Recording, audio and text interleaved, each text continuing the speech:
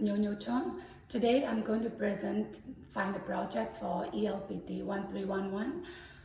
The title of the find a project is called LM317 Power Supply Circuits from 1.2 volt to 30 volt with 2 amps.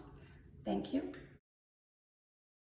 The components that I use for this circuits is AC power source, and this is a transformer. The white is a secondary, and the black is a primary.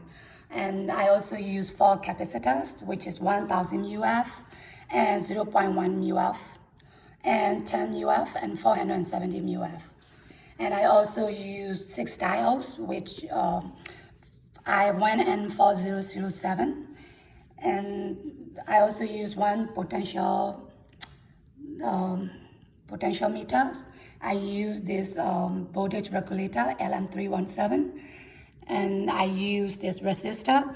So I make some adjustment for the resistor because I couldn't find the 12K ohms resistor. So therefore I use here 10K, 2 kilo ohm and 10K kilo ohms in series. Therefore it's equivalent to 12 kilo ohms resistor.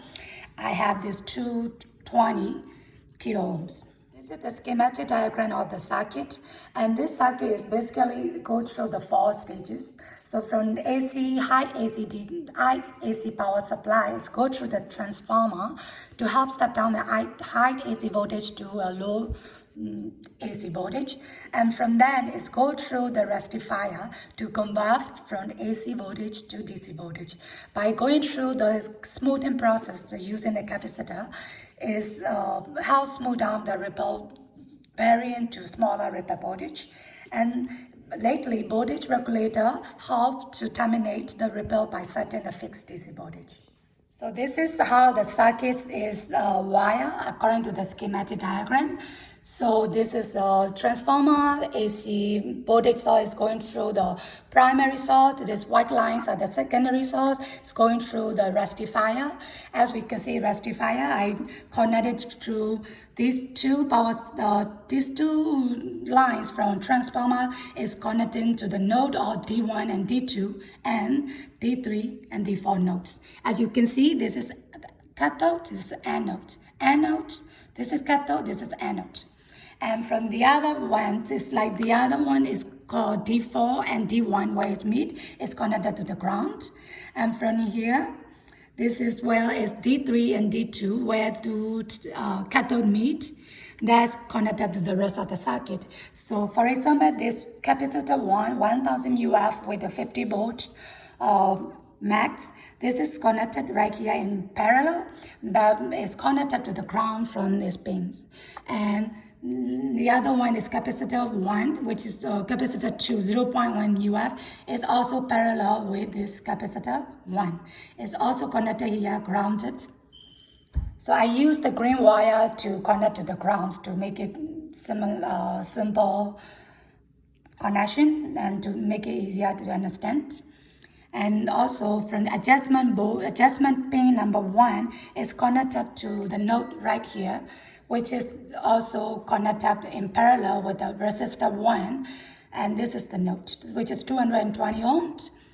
And from 220 ohms, this R1 is in series with R2, which is 112 kilo ohm. This is the combination of 2 series, 10 kilo ohm and 2 kilo ohm, which is in series, therefore is 12 kilo ohms. So, and also this R2 is parallel with this potentiometer, which has the 3 pins. So the first pin, number 1, this is connected to the circuit. The rest of the pin, I grounded them. And the other things will be diode 6. This is R1 and 4007, which is also parallel with the R1 and R2. And also is in this C1, D6, diode 6 is connected in series with C4 10 UF. Which is a 50 volt rating. Also is connected, it's all good all the way to the grounding. So lastly, this capacitor C3 470 MUF, I couldn't find the 50 volt rating, so I have a 35 volt rating. Right here is connected in parallel as well. This is also connected to the ground line. And right here, this is the output, as you can see, to connect with the digital multimeter. This black line is also like ground line to connect with the digital multimeter. So right here, the last one is the diode 5. This is connected, as we can see, the cathode or the diode is connected to the V-in, which is pin number 3 in voltage regulator. And this is the anode side is going into V-out pin number 2.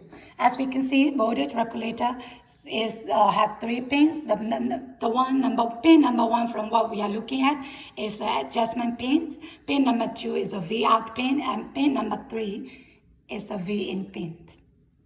Now I'm going to turn on the power supply source. I'm going to show you how is it done. Right here, both. Okay, this is the potential meter from here. As we can look at it, if we just turn it around, 1.23 both, let's go all the way to, okay. So if you can see how we can turn it around, it's become 31.7 volt. I couldn't get the exact result, and I like to turn it off because this voltage regulator get really hot. I even have the extra one just in case. This is the calculation I had done for R parallel, which is VR1 parallel to R2. So the result of the R parallel is 5.455 kilo ohm. I round it up to 3 digits after the decimal. And this is a V out, the result of the output voltage, which is quite similar to my result on the digital multimeter as shown. So this is the end of my presentation.